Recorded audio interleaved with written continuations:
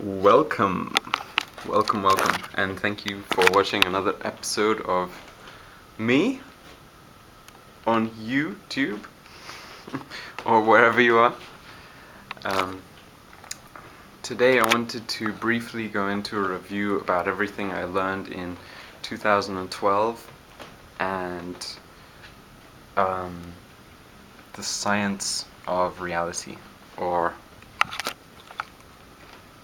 I don't even know what to call it. You can call it anything you want, but the experience of the totality of existence. So, it all started several years ago in 2008 or 7 or so when I noticed. When did it start? No, you can't even say when it started. Because everything is relevant to, or relative to, everything else. So,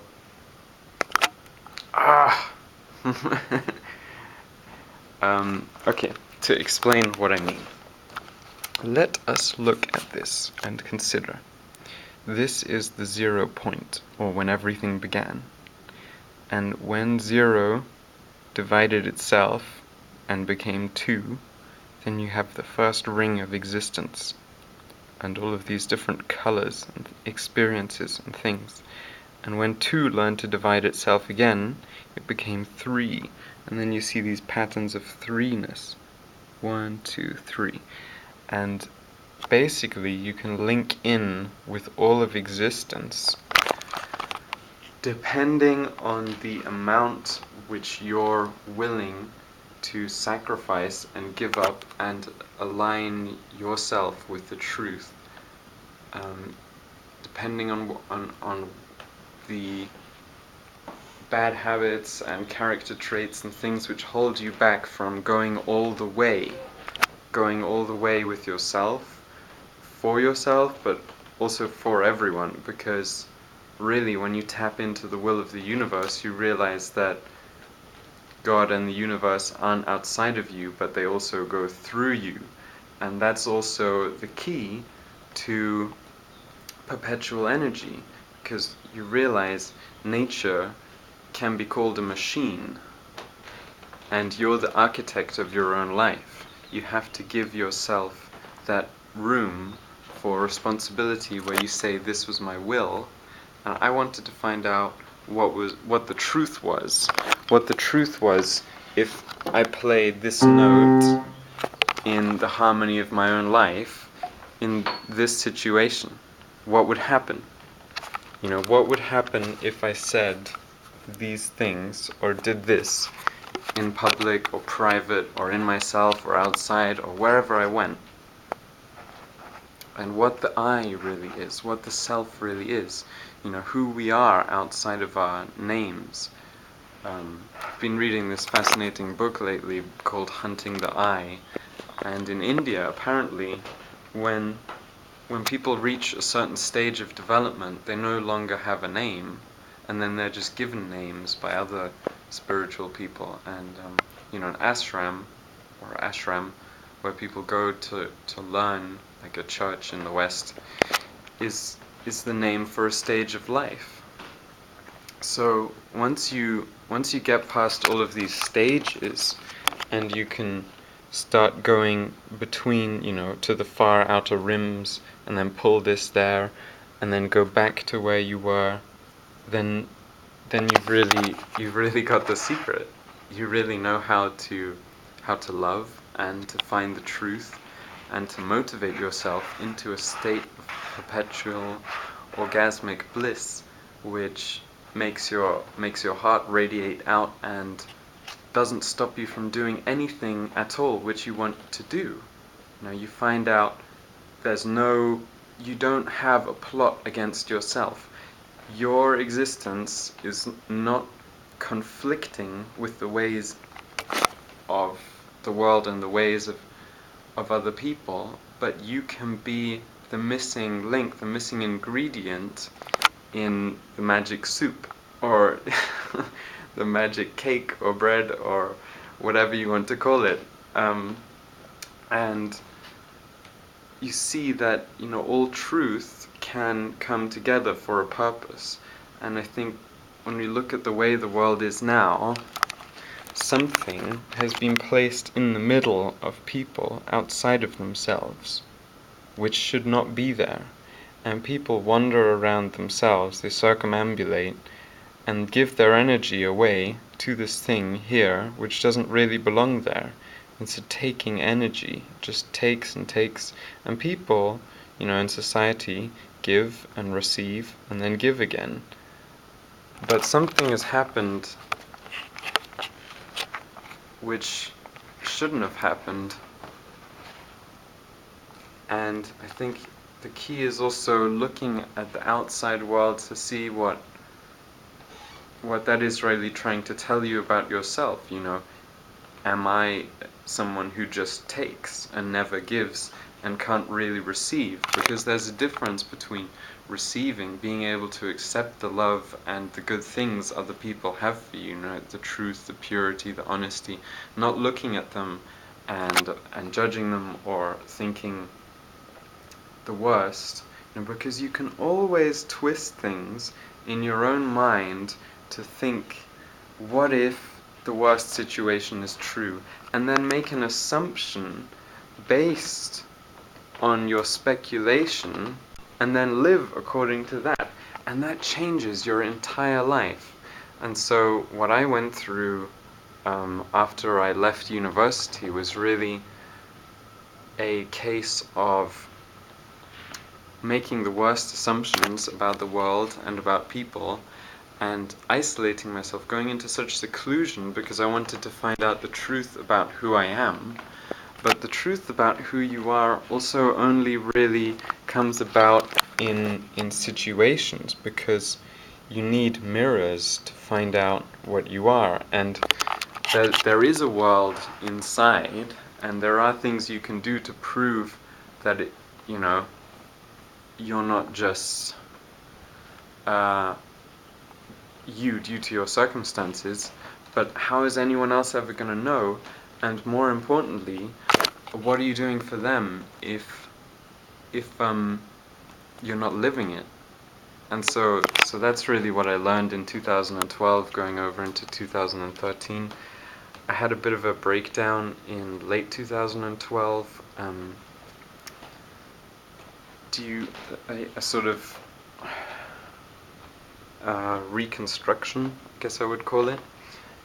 In Amsterdam, I took some psychedelic truffles, psychedelic meaning soul manifesting, and I just noticed that the world really is, your brain filters the world according to what you can interpret and accept as real. And your heart has all of these things stored up for you, or your innermost soul, which is like the driving force of your entire being, the reason you're here. And I just saw that the geometry, the way I looked at lights, it changed. For instance, when a light was on, now, when I look at this, I can see through the camera as well, like a line, and here's some beams shooting off. But what happened to me was the entire world became fractal, and the light sort of popped out, and it just really felt like I was in a different world, but it was still the same one. So it was really quite strange and wonderful. And now it's really got to that point where I've realized I know enough. I know enough, and we actually all know enough to make the world what we want it to be. And not just what we want it to be, but what the whole world wants it to be, and the tiny fragments which we get a hold of to show us that need to be acted on,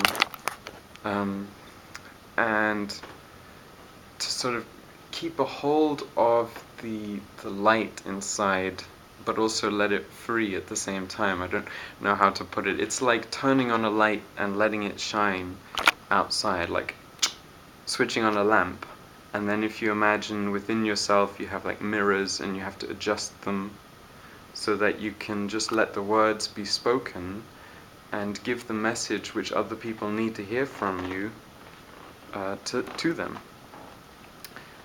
So I hope you've enjoyed this, and to finish up with, I'm going to show you a few exercises, exorcisms, which I've been doing and where I can just really feel my own aura, which is to say goosebumps. Now everyone has this sensation of goosebumps. I'll move this away because of the clicking talk. Ticking clock. Yeah, I'm a tiny bit dyslexic. What goosebumps really are is when your body is reacting to a spiritual sensation and your nervous system and your brain adjust to that new event. And they say everything is vibration and light slowed down to a certain rate. Like first there was fire, or first there was just light, and then it divided itself into fire and water, and then it divided itself into earth and air, and so on and so on and so on.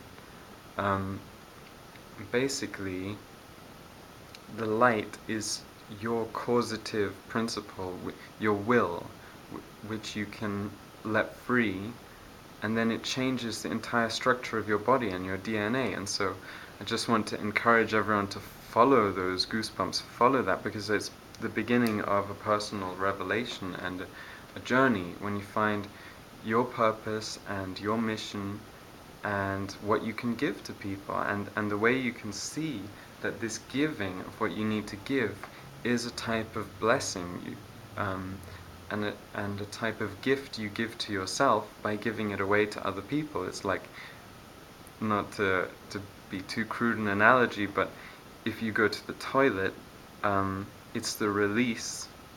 And you know how people go, ah. Well, that's what it is. Your body is saying, finally, you're back in the game and you're playing. So really, just go for it and enjoy.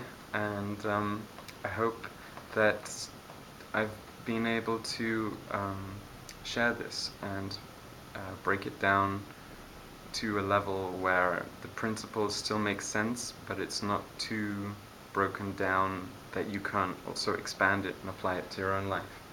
So anyway, the first thing that I find that really always gets me going and happy and in a blissful state is if I have any sort of tension in my chest or aggression or situations I'm just not happy with myself or with other people, but ultimately with myself, I'll just roar. I'll just roar to get it out. And you can really feel the power that's waiting for you when you live in your truth and become an authentic human. And it's really the most wonderful thing you can be, but it also requires the most effort of anything, because of course perpetual energy means perpetual responsibility, means neither awake nor asleep, but just completely conscious. And the day and night cycle, when you live in a holy way, which is to say wholesome, to make everything make sense, the whole perpetuum focused into one point, then you exist in both worlds. When you go to sleep for 8 hours at night, or however long you go to sleep, you can be in a completely different place and awake for those 8 hours in another dream. And that's the secret, really, that this reality is only limited because of us. How limited because of us and because of nature as we understand it. How limited does it really have to be? So anyway, on with the roars, and hope maybe you can share your methods for emancipation and enlightenment, coming to personal freedom. So thumbs up, and here's to life.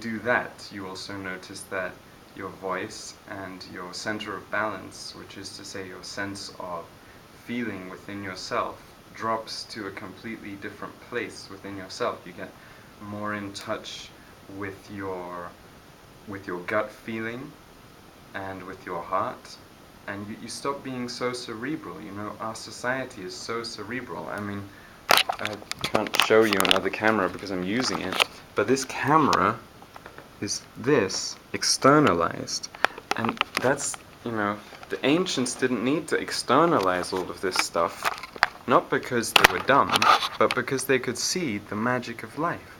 And if the life you're living makes you feel like this is all so wonderful and amazing, then why do you need to invent XYZ machine, you know, Xbox, 360, PlayStation, Pony Slay Station, whatever it is? It's ridiculous, because just coming back to the center point, to the Taurus, to the slipstream, the eternal principles, fills you with such joy that you don't need anything else.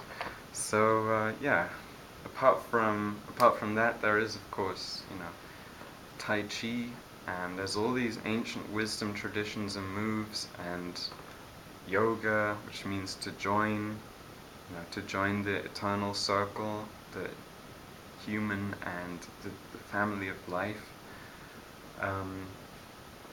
It's just world. Yeah. So what works for me is really having something in my mind at the same time as I'm doing these movements, like moving the energy, thinking about all the people suffering in the world, thinking about all of the insanity that's going on, which doesn't need to go on, thinking about the criminal spending, but not thinking about it in a depressing way, thinking about it as if I'm actually moving it right now. Because the truth is, that's what we are doing, because we are parts of the whole.